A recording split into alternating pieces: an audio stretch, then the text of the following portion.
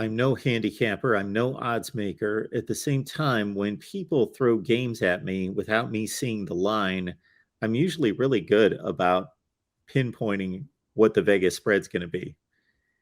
Oklahoma has thrown me for a curve this year just because we know what they were supposed to be.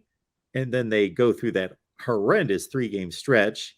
Then they come out of it in decent shape, but still giving up 42 points. So I didn't test myself on this one. I just looked it up. But yeah, I don't know where I would have gone with this, except I'm pretty sure I would have thought Oklahoma would have been the favorite.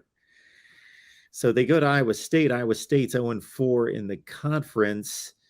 And Oklahoma is coming off a game in which they were a 9-point favorite and they covered. And now they're going to Iowa State. And of course, there's a lot there having to do with home versus road.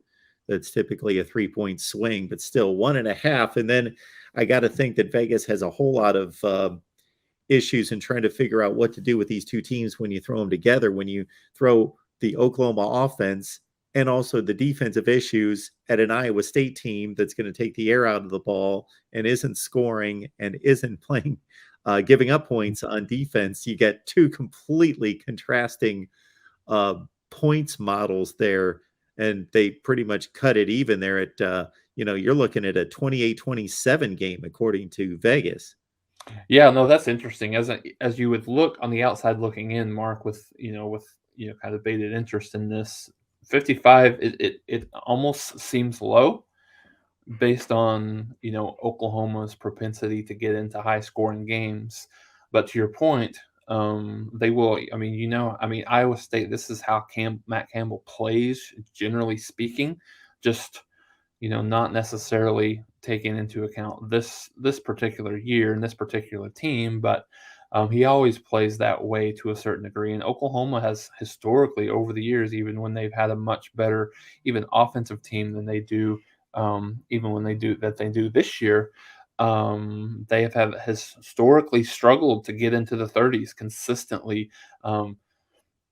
Against this team. I think it all started when they didn't necessarily have a great team and came up to Norman and beat Oklahoma and Baker Mayfield's last year. At Oklahoma, then they've consistently, it's been each and every year it's been a struggle offensively. So yeah, I mean that's probably I would maybe lean towards the over in that slightly, but yeah, it's probably right on the money. Jason's take brought to you in a sense for entertainment purposes only. So nobody go out there and blame Jason next week. As I'm often saying with my predictions, don't blame me the next week. They're just what they are. You can trust the record to a certain extent, but that's what it is.